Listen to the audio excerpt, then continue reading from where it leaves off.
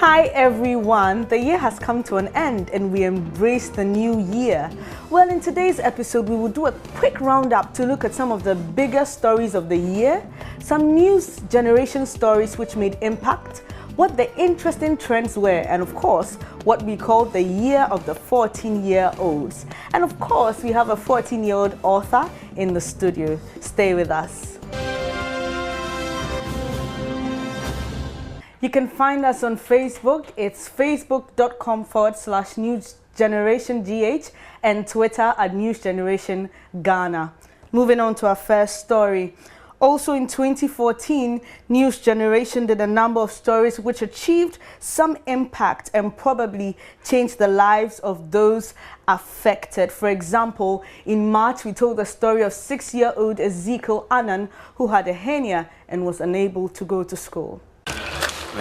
6-year-old Ezekiel Annan is from Kaswa in the central region. He has a hernia. He has been living with the disease since he was a year old. Ezekiel tells me the ordeal he goes through.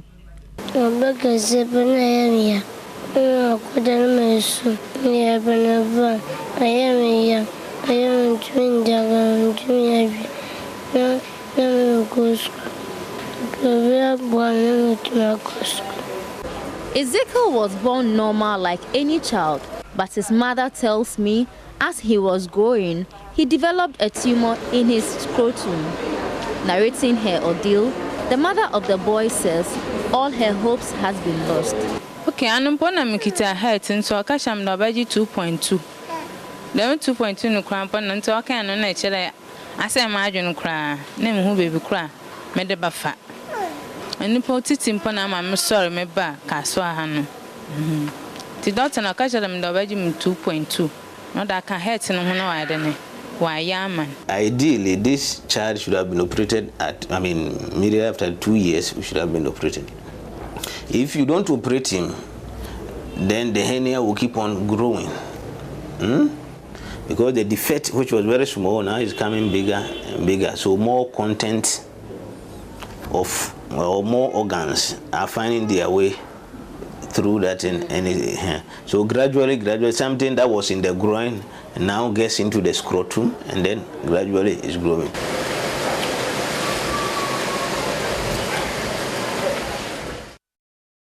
The good news is, a week after we told his story, some philanthropists gave support for him to go through surgery, which was successful. A few weeks ago, this was Ezekiel Annan. Ezekiel was not enjoying his childhood due to his condition. Due to the hernia, he had become antisocial and had also been missing out on school. Ezekiel had developed the hernia when he was 1. He could not speak about his condition, but his tears speak volumes. He was taken to the police hospital in Accra, where doctors carried out a series of tests.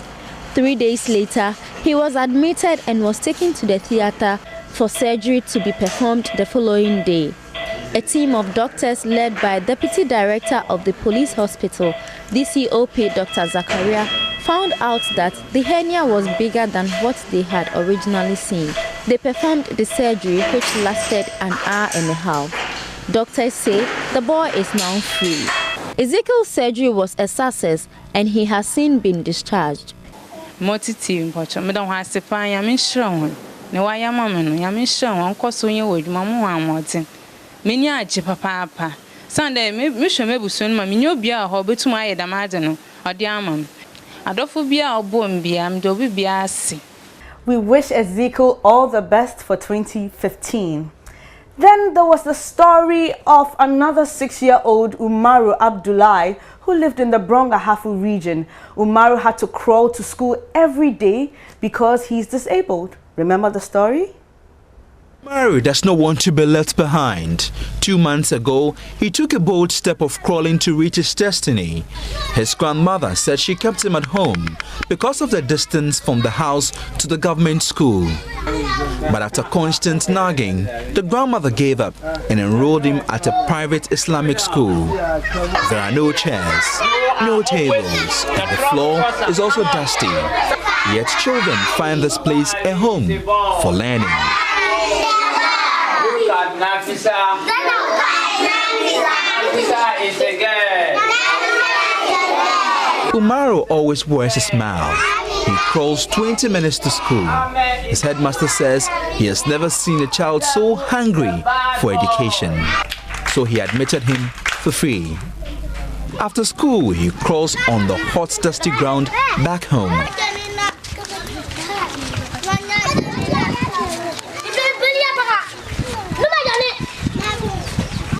Umaru is not deterred by his disability. He walks gradually into his future, and he does not allow his physical disability to hinder him.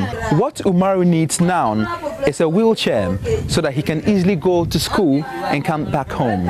He greets his grandmother and shares what he learned at school.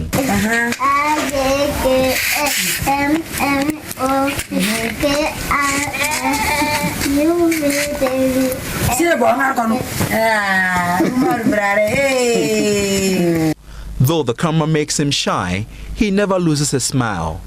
Umaru's grandmother, Amina, wants government and other benevolent organizations to come to their aid. Umaru also got some help and can now move around in a wheelchair.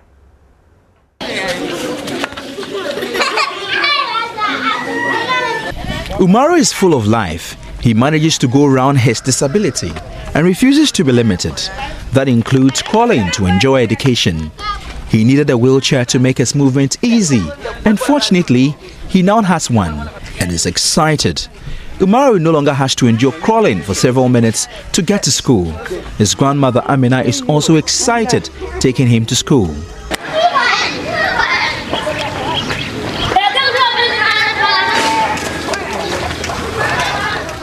So now Umaru no longer has to crawl into the future. Now he wheels himself into the future, and thanks to many benevolent hearts that donated to help him.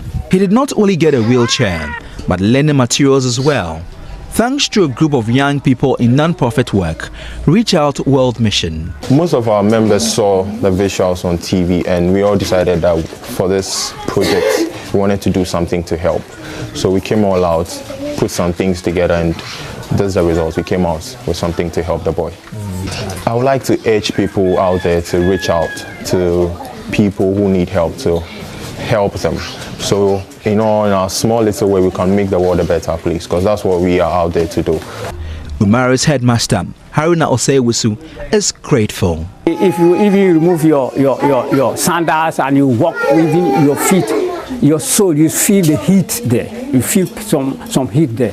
And he will be crawling with the hands and the legs like that. We're always feeling very, very sad. You see, in a rainy day, at times you see the friends will be helping you, carrying him on the back. This time, the friends who will be assisting him, they are free now. They won't carry him again. This is Umaru's present situation.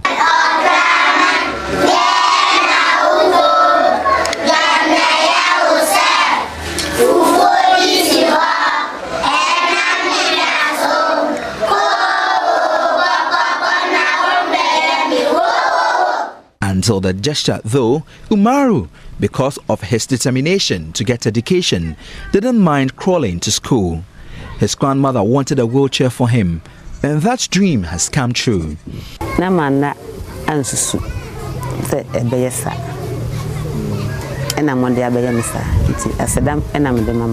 Umaru is a child of few words, but his action clearly conveys his gratitude.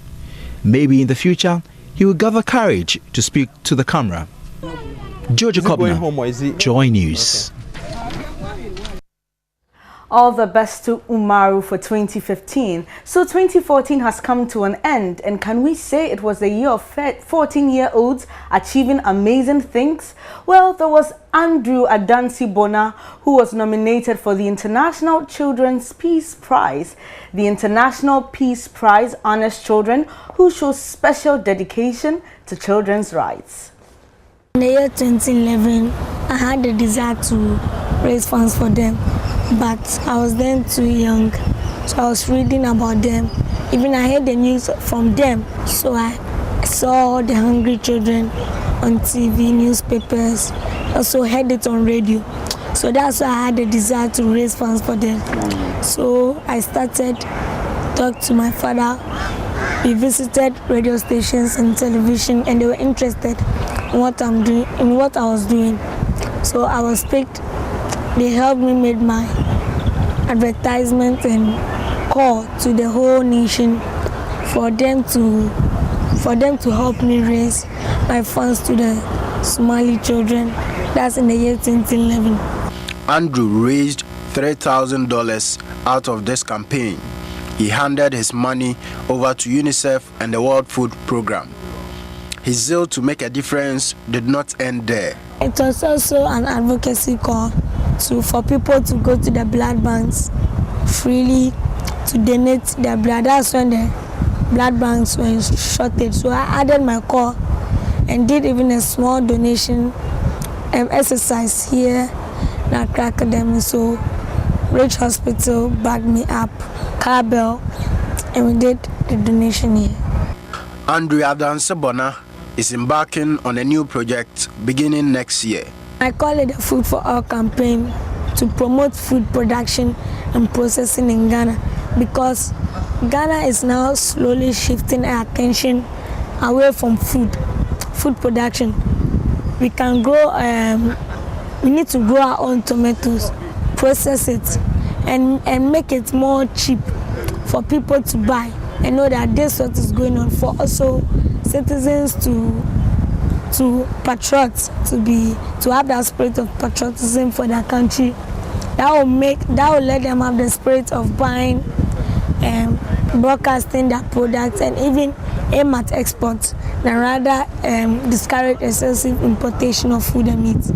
Andrew is competing with Alexis, 17, from Russia, who fights for the rights of homosexuals and transgender children in his country, and Neha, who is 18, an Indian girl in the United States who helps orphans in India.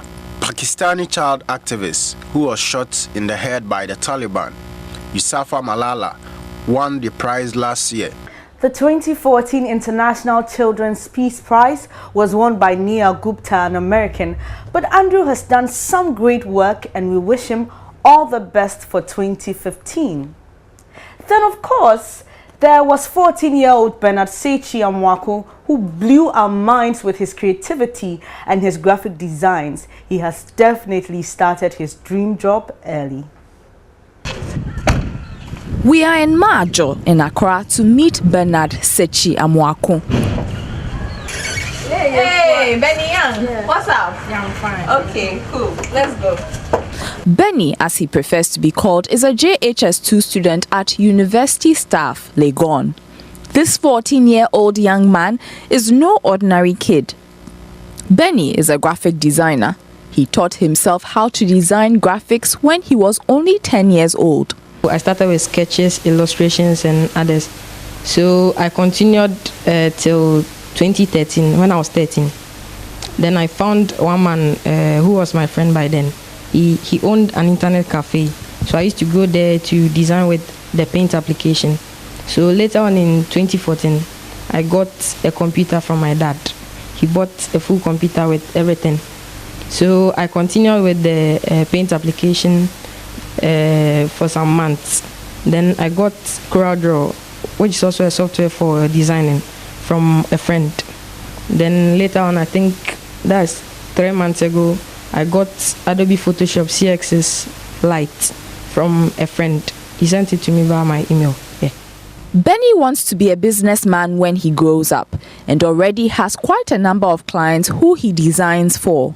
I design flyers, logos, business cards, invitation cards, etc.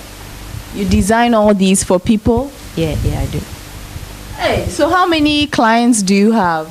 Lots of them. Yeah, including Royal Priesthood, Kwame Edu, Bruce, and a whole lot of people. What's the name of your company? Benny Young Graphic Designs. Benny has also got himself a new client. I see a familiar face here. Me? How long did it take you to do this? It took just a day to do this, yeah. 1 day? Yes. Okay, what's the concept here? Okay, I was trying to design a box, something like a product. So I had New Generation by the side and the logo on top. Then I had your picture placed inside this shape. So I added this barcode. You see, products that original always have barcodes. Then I wrote under here, watch New Generation this and every Saturday at 9:30 a.m. only on Vice at 1, your #1 entertainer. Then I placed your name on top at the right side and wrote below, hosts New Generation. Yeah, that's the whole concept of it. Wow. More grease to your elbows, Bernard. And now to one of the youngest authors in the country, Audrey Obuobi-Darko has published 2 books. This is her story. Published books at 14 years, Audrey Obuobi-Darko is well on her way to accomplishing her dreams. She is a JHS 3 student of the University Basic Schools, Legon. I sat down with her to learn more. I go to the University of Ghana Basic Schools at Legon, and yeah, I'm the assistant school prefect. You have 2 books to your name, Magic Basket, and much recently you're about to launch Wahala Day. Tell me, how did you get into writing? In my former school, we're always encouraged to write books, stories. So sometimes I just sit down and try to think of something to write. Other times too, I just look at other situations around me, things that happen, personal stuff. Then I try to form them in fiction, and write. So what was the inspiration behind your book, Magic Basket? I like to read fantasy and a lot of fiction, so I decided to write something which is a bit supernatural and a bit human thought transcending, about a basket which brought happiness to other people by ways of magic. Tell us about Wahala Day. Well, for that one, you see, we are all young adults, and I decided to write this to address some of the issues and challenges that we as young adults face in life. So it's about a teenager who goes through trials and glitches, but then also is able to fight her way through. Though a lot of things happen to her, she doesn't really break down. She also finds hope in a friend that she had lost some time ago. Yes. So as a young adult, what sort of issues do you go through?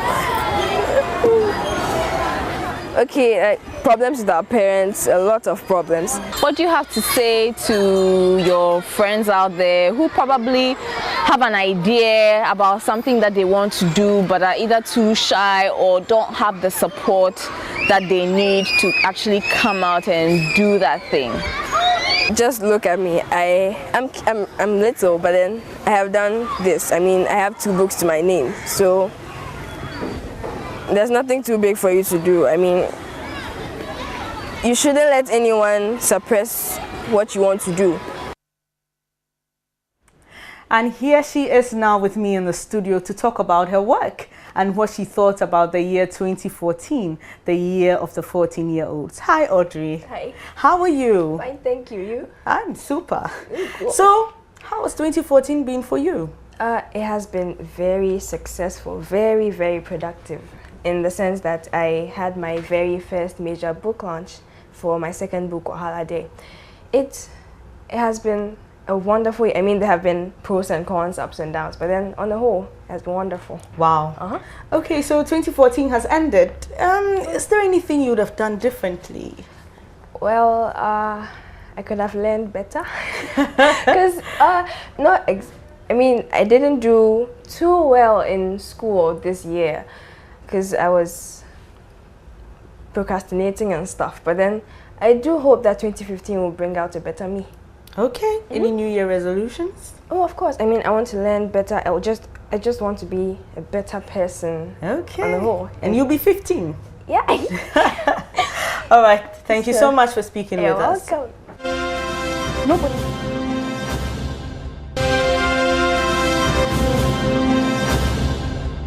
All around the world, 2014 was an eventful year. There have been some major disasters, health scares, triumphs and some sad times. What do you remember 2014 for? All too soon, the year 2014 has come to an end, and you will all agree with me that the year was very, very eventful. The bad, the good, and the better, even in politics, entertainment, and in sports. So I have been asking people what they remember 2014 for. Here's what's up. All the good and bad times, like getting to school, buying stuff, stuff like that, and meeting new friends and people. Yeah. And my grandpa died in 2014, so. Lots of things happened, both good and bad. And when we were in school, we had a lot of fun, and you see good times and bad times. Exam I didn't do well, but anyway, I'm still here by God's grace. But I know that by 2015, I will do well. Well, what I remember 2014 for was when Castro sank in the Down River. That's what I mostly remember that year for. What I remember in 2014 is the World Cup, when Ghana didn't qualify to the group stages, from the group stages. But I hope that in January 2015 they will win the African Cup of Nations for us. What I remember 2014 is when I couldn't do well in my exams, and I was advised by my teacher to learn hard, and I learned, and I was able to be a success, and I passed. 2014, I remember it for I had the speech and prize giving day back in my school for the best English students. That's what I remember. I remember 2014 for when I wrote BEC and I went to SHS. I got admission to an SHS school, and the seniors bullied me and all. And I also remember Paul Walker died in 2014. When I think of 2014, I remember Al Qaeda for some reason, because that was when it really hit and everybody was doing it. 2014 also saw the biggest outbreak of Ebola in history, affecting 3 countries in West Africa and killing nearly 8,000 people. A number of cases were reported in Nigeria and a single case reported in Senegal. These cases were contained with no further spread. The disease affected many, including health workers. The influential Time magazine named the people working to fight the disease as its Person of the Year 2014. Abdul Sila Sise has joined us via phone from Freetown, the capital of Sierra Leone. Hi, Abdul. Hi, hello. I hope you are keeping safe from Ebola. Yeah, definitely. All right. How have young people in Freetown managed the situation since festivities have been banned? Pardon? How are young people managing the situation in Sierra Leone right now? Well, since the outbreak of the Ebola virus, young people in Sierra Leone have decided to engage themselves in order to see how best they can contribute in the fight against the epidemic. So currently, young people have been in the area of manning their situation, where they created points where people will definitely wash their hands before entering into different locations. Others have also formed groups where they go out to educate people in the different ways where they are contacting this disease. So presently, these are the different ways young people have been engaging in this fight. Wow. But since festivities have been banned, how was the Christmas marked? Since festivities and public gatherings have been banned in Sierra Leone, how did you mark the Christmas season? Yes, in order to see a great reduction of stops towards the spread of this Ebola, the government has decided to ban public gathering and other activities.